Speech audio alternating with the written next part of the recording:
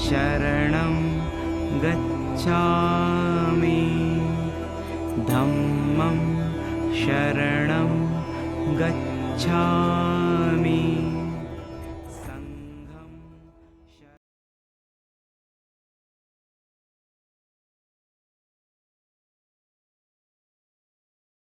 58वां श्लोक यहाँ से आरंभ होता है। आदि अथवा पारम रहित संसार।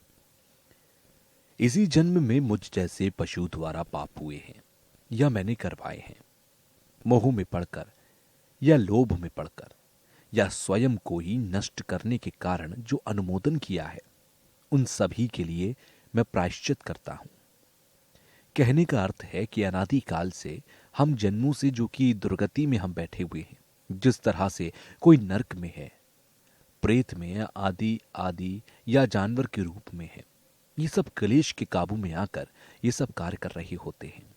जैसे मुकाबलाबाजी करना, किसी के प्रति खुन्नस होना, ये सब जो कलेश की सोच है यानी पाप की सोच है, ये सब ख्याल आने का कारण हमारे संस्कार होते हैं, आदत होती है। इसीलिए मोह में आकर, अज्ञानता में आकर जिस तरह से पाप करते हैं, जिस तरह से पाप में आकर किसी की हत्या करना या चोरी करना या किसी और की औरत या मर्द के साथ गलत संबंध रखना या फिर बलात्कार करना या खुद के द्वारा पाप करना या किसी और के लिए पाप होते हैं, उन पापों की कद्र करना यानी कि पापों को बढ़ावा देना।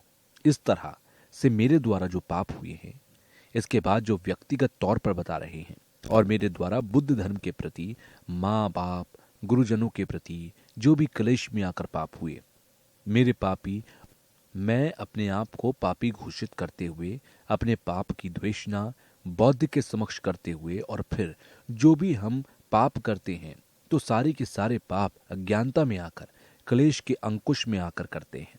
इसके लिए 33वें पेज के श्लोक में बताया गया कि किस तरह मेरी भावना ये होती है कि मुझे बचाओ, कहीं पाप का प्रायश्चित किए बिना मेरी मृत्यु हो जाए। स्वास्थ्य की परवाह किए बिना लोग लोगों को परेशानी पहुंचाते हैं।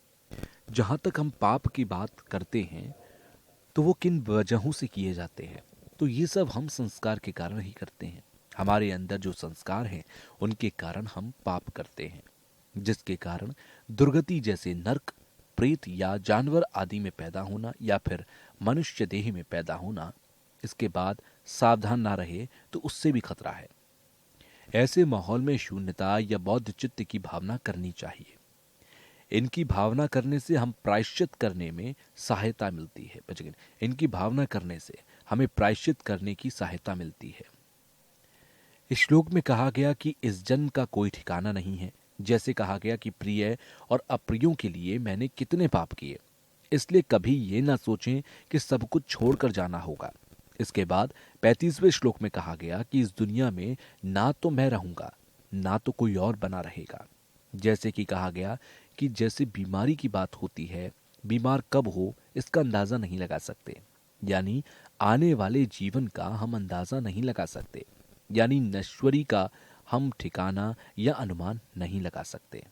इसलिए हमारे पास संसार में जो कुछ भी है, धन दौलत या मित्र हों, रिश्तेदार हों, इन्हें छोड़कर जाने की जो बात होती है, इस वक्त हमारे पास एक मौका है कि हमारे आसपास पुण्य के संस्कार होते हैं और उनका हम लाभ उठा सकते हैं। माध्यमिक दृष्टि से बताया जाए तो पुण्य के संस्कार से भी, धर्म कर्म के संस्कार से भी हम लाभ उठा सकते हैं। नहीं तो जैसे ही कर्म भोगते हैं तो नश्वरी होने से कर्म खत्म हो जाते हैं, और जो भी बीता हुआ, हमारे अतीत में बीता हुआ मित्र या शत्रु जो भी है, वो सिर्फ आज के समय में याददाश्त तक सीमित था, वो साक्षात हमारे सामने नहीं है। लेकिन मित्र और शत्रु के प्रति जो हमने पाप किए हैं, वो सारे के सारे पाप हमारे जिस्म में हैं। इसलिए आलसी या सुस्तीपन में ना रहते हुए उस ओर जाकर पाप का प्रायश्चित करें, जो कि सब अतीत की बात हो जाती है। इसके बाद जो श्लोक नंबर 38 में है, यहां से शुरू करते हुए मैंने ये नहीं देखा या सोचा कि क्षण भर का मेहमान हो, इसलिए मैंने अनेक पाप किए। इसलिए यहां बौद्धिस्ट को ध्यान में रखते हुए मैं मानता हूं कि मैंने अनेक पाप किए हैं। यहां तक उसके बाद राग द्वेष निरंतर आयु का भय होता है। आयु खर्च होती जाती है, आयु बढ़ती नहीं है, तो फिर मृत्यु तो निश्चित है। तमाम लोगों के बीच रहते हुए भी मुझे मृत्यु प्राप्त करेगी, मुझे मृत्यु मिलकर रहेगी। यहां से भी मैं मोह की व्याख्या कर रहा हूं। ये जो भी कुछ हम कर रहे हैं, ये मोह में आकर कर रहे हैं। जहां चक्र अज्ञानता की मोह की बात होती है, तो मोह कई तरह के रखे जा सकते हैं, जैसे कि कर्म या फल से संबंधित, और तो और यहां विशेषकर जो हमारे मन में हर चीज को एक सच समझ लेना, हकीकत में ऐसा है जो खुशी देता है। तो इस तरह के जो मोह होते हैं, उस तरह के विषय पर हमारा ध्यान जाना चाहिए। जहां तक क्लेश की बात होती है, तो एक बाहरी क्लेश होते हैं और एक मोटे मोटे तौर पर क्लेश होते हैं। जैसे कि इंसान और धर्म दो चीजें होती हैं, तो इंसान व्यक्ति से संबंधित और धर्म से संबंधित बात हो सकती है। इसलिए हमारा ध्यान जिस रूप को सच मान लेते हैं, उस ओर जाना चाहिए। कलेश रूपी जो सच है, उसको खत्म करने के लिए जो कि मोह तक जाना बहुत जरूरी है। जैसे कि बताया गया, मिसाल दी गई, जैसे कि शरीर या जिस्म के हर एक अंग पर छाया हुआ है। जैसे कि आंख पर नहीं छाया होता, नाक आंख पर नहीं छाई होती, लेकिन शरीर जिस्म के हर एक अंग पर छाया होता है। जैसे कि क्लेश जो है वो हर एक मोह पर छाया हुआ है। बाकी जो क्लेश होते हैं, जैसे कि राग है, द्वेष है, लालच है, क्रोध है, सभी उन पर नहीं छाए होते। फिलहाल के क्रोध को खत्म करने के लिए सहनशीलता लाभदायक होती है। जैसे कि लालच और राग को एक गंदगी के रूप में देखना लाभ होता है। फिलहाल मूल रूप से उसे जड़ से उखाड़ फेंकने की जरूरत होती है। इसलिए एक मोह को खत्म किया जाए तो फिर इसके लिए निरात्म यानी आत्म शून्य की ओर ध्यान लगाना चाहिए। यही मात्र मोह को खत्म करने का एक उपाय है। तो ऐसे मोह को खत्म करने के लिए कर्म या फल के द्वारा ही उत्पाद है, ये जानना जरूरी है। तो यहां प्रति उत्पाद के कर्म और फल से उत्पाद है। वो कर्म और फल जो कि सामूहिक होते हैं, जो उस पर नहीं जाना चाहेगा। यहां सारा कुछ प्रतिस्पाद का अर्थ होता है, केवल नाम और इशारा मात्र से है। कर्म और फल पर ध्यान ना देते हुए सारा कुछ नाम मात्र और संकेत मात्र ही है। जैसे हमें दिखाई देता है वैसा वास्तव में नहीं है। तो कोई भी वस्तु साक्षात है ऐसा नहीं माना जाता है। यहां इसके बाद अब 39 नंबर के श्लोक जो है, जैसा कि इसमें कहा गया कि दिन रात आयु का भय होता है, आयु खर्च ही होती है, ये कभी बढ़ती नहीं है। इस तरह से बंदूक वालों के बीच भी मैं अकेला ही मरूंगा। तो जिस तरह से इसमें कहा गया कि ग्रंथ के माध्यम से अगर कहा जाए तो धर्म और कर्म जो करना है वो बिना अभ्यास किए एकदम से हो पाना अपने आप में होना मुश्किल है। संस्कार के कारण स्वयं अपने आप को जगाना बहुत जरूरी है। उदाहरण के तौर पर अगर 20 वर्ष जीवित रहने के साल बचे हों, तो उन सालों में से आज सुबह से देखा जाए तो अब तक आधी जून खत्म हो चुकी है। इसलिए हम जैसे प्रयास करने को तो अपनी सेहत पर ध्यान देते हैं, जैसे स्वास्थ्य लाभ किए जाते हैं, लेकिन इसके बावजूद भी दिन प्रतिदिन मृत्यु की ओर ही जा रहे हैं। इसलिए उम्र घटती ही चली जाती है, बढ़ती नहीं है। इसीलिए गुरु ने कहा कि इस संसार में जो कुछ है हमें नजर आता है वो वास्तव में वैसा नहीं है। इसलिए किसी न किसी दिन यमदूत हमारे समक्ष आएगा। वो कब आएगा इसका कुछ ठिकाना नहीं है। इसलिए एक तो मृत्यु तय है, दूसरा ये कि कब होगी निश्चित नहीं है। इसलिए जैसा कि कहा गया कि यमदूत को टालने के लिए सिर्फ पुण्य ही किया जा सकता है, और ऐसे पुण्य का संचय मैंने नहीं किया। यहां से जीवन में दुखों के डर के कारण, ना जानने के कारण है। मैंने पापों को संचय किया। इसलिए किसी को छीनने वाले व्यक्ति को प्यास लगती है, उसे संसार में कुछ नहीं दिखाई देता। इसलिए आदि जगत के स्वामी महाबलशाली सभी की कष्ट हरने वाले बुद्ध के शरण में जाते हैं। यहां से व्याख्या करते हुए जैसे कि श्लोक में कहा गया, उसी तरह से जैसे कि चतुर्शरण ग्रंथ में कहा गया है कि भगवान बुद्ध को भी जैसे कि राक्षस होते हैं, कलेश रूपी राक्षसों से विजय पाते हुए बुद्ध को माना जाता है। इसी तरह भगवान बुद्ध 4 कायों से संपन्न है। भगवान बुद्ध को हम कोई प्राचीन काल से, सनातन से या भगवान के तौर पर नहीं देखते। बुद्ध को हम हमारे जैसे ही एक व्यक्ति के रूप में, इंसान के रूप में देखा जाता है। इस तरह से बुद्ध की प्राप्ति करते हैं। इसीलिए कह सकते हैं कि मनुष्य के, प्राणियों के शुरुआत नहीं रखे जाते, इसी तरह बुद्ध की शुरुआत रखना मुश्किल हो जाता है। जैसे कि मंगलाचरण के तौर पर बताया गया था कि भगवान बुद्ध को प्रमाणिक तौर पर दर्शन करते हुए, ऐसे ही नागार्जुन द्वारा भी अपने भगवान बुद्ध के प्रति वंदना करते हुए अंत में उन्होंने ये कहा कि बुद्ध के द्वारा करुणा यानी प्रेम के द्वारा ही बुद्ध प्राप्त कर सकते हैं।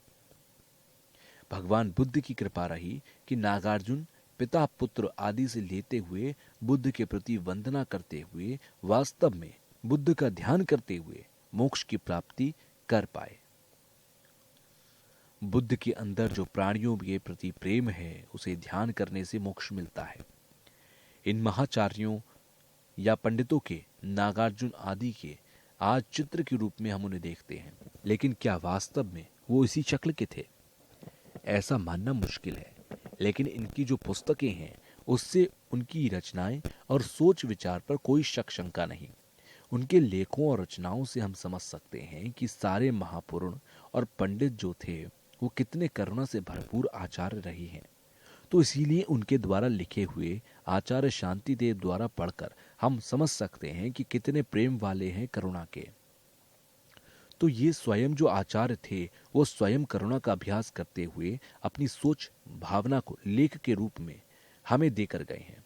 तो सही मायने में जैसे माँ में बच्चों के प्रति एक समान प्रेम और करुणा होता है, उसी तरह भगवान बुद्ध के जो वचन है, उसी तरह हमारे सामने रखे। जैसे पुत्र तंत्र आदि में जैसे कि 7 किस्म के वज्र के नाम से बताए गए, वो बताए गए बुद्ध धर्म संघ हेतु हमारे दाता हैं। ऐसे ही हमारे धातु आदि स्वभाव आदि से होते हुए कि शुद्ध होने के लिए हमारे पास मौका प्राप्त है। ग्रंथों में कहा गया, जैसे चित्त अपने स्वभाव से स्पष्ट है, स्वभाव से कोई पाप द्वेष कपट नहीं है। जो कुछ भी है वो बाहरी तौर पर है। पाप कभी भी चित्त के भीतर नहीं होते, वो चित्त के बाहर होते हैं। इसलिए चित्त जो है, मन जो है, वो अपने स्वभाव से जैसा हम सोचते हैं वैसा वास्तव में नहीं है, बल्कि शून्य है। उस शून्य में लीन हो जाए, ऐसा हम अभ्यास करके शून्यता को जान और समझ सकते हैं। तो इसीलिए यहां बिना बौद्ध चित्त के केवल शून्यता से बौद्ध की प्राप्ति नहीं हो सकती। बिना क्लेश और राग, द्वेष और मोह खत्म कर सकते, लेकिन उसके मोह संस्कार को जड़ से नहीं हटा सकते। संस्कार को हटाने के लिए शून्यता के साथ बौद्ध चित्त का होना बहुत जरूरी है। बौद्ध चित्त की प्राप्ति करने का संकल्प लेते हुए अभ्यास करना चाहिए।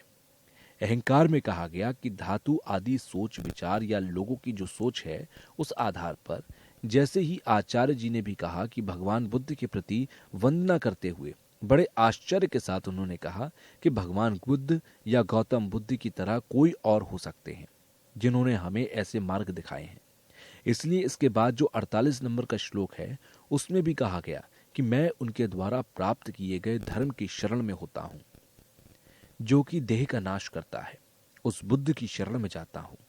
इस श्लोक के माध्यम से भगवान के बुद्ध के प्रति जो आचार्यों ने वंदना की, वो वास्तविकता के आधार पर की गई। इसलिए कहा गया है कि बुद्धिस्टों की शरण में जाता हूं। इसलिए मैं उनके द्वारा प्राप्त किए शरण में, संसार में भय के नाश करने वाले बुद्ध की शरण में जाता हूं। ये पहला विषय है, क्योंकि इसमें केवल अपने मोक्ष की प्राप्ति के लिए धर्म अभ्यास करना, उसके बाद बौद्धिस्टों की शरण में जाता हूं, यानी दूसरों के हित में बौद्ध प्राप्त करने की बात होती है। इसके बाद इस श्लोक में भय से भरा अपने आप को समझने की बात कही गई है। मंगलाचरण के तौर पर कहा गया कि संसार के जो क्लेश रूपी जो संस्कार से जो छुटकारा पाना है, तो इसके लिए भगवान बुद्ध के प्रति नमन करते हुए उनकी शरण में जाता हूं। जैसे आचार्य ने कहा कि भगवान बुद्ध ने वास्तविकता यानी यथार्थ का ज्ञान प्राप्त कर उस आधार पर गए। ऐसे मार्ग दिखाने वाले बुद्ध की वंदना करते हुए, क्योंकि यथार्थ प्रति समर्पात की वंदना करते हुए, बुद्ध के जो मार्ग हैं उनके दर्शन करते हुए हमारे मन में जो एक अपनी दृष्टि से सच मान लेने का जो संस्कार बैठा हुआ है, जैसे कि आचार्य ने कहा कि संस्कार को उसकी जड़ से उखाड़ फेंकने के लिए बुद्ध ने हमें मार्ग दिखाया है।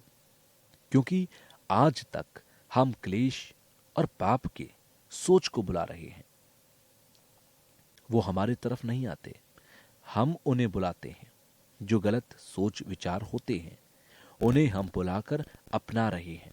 हमें प्रतीत संपदवाद के जो मार्ग दिखाए गए, ऐसे बुद्ध की वंदना क्यों ना की जाए, जैसे उन्होंने शून्यता का दर्शन प्राप्त कर, जैसे कि मन में संस्कार के तौर पर बैठा हुआ है, उसको सही समझना, एकदम सच मान लेना, एकदम सच मान लेना, वो खत्म हो जाएगा। उस दिन दर्शन के प्रति शोध करना संपन्न हो जाता है। इसलिए भगवान बुद्ध के प्रति श्रद्धा आस्था जो है वो ज्ञान रूपी श्रद्धा आस्था है। इसलिए उसी तरह से बुद्ध पालिता ने भी बुद्ध की वंदना की है। आचार्य ने ऐसा कहा कि भगवान बुद्ध द्वारा जो भी मार्ग दिखाए गए हैं ऐसा मोक्ष की प्राप्ति के लिए है। इसलिए जैसे कि श्लोक में भी भगवान बुद्ध की वंदना 3 कल्पों तक पुण्य और ज्ञान के माध्यम से प्राप्त की गई। इसके बाद यहां से एक के बाद एक पाठ करते जाइएगा तो भय से भरा हुआ मैं समाप्त हो जाएगा। करुणा से विलंब को खत्म करने वाले बुद्ध मुझ पापी की रक्षा करें।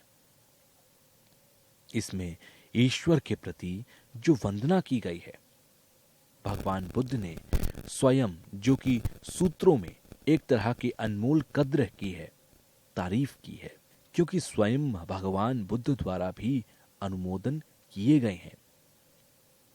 स्वभाव से ही प्रेम होने के कारण मैं एक के बाद एक उन्हें पाने की इच्छा रखता हूं। शरणं गच्छामि धम्मं शरणं गच्छामि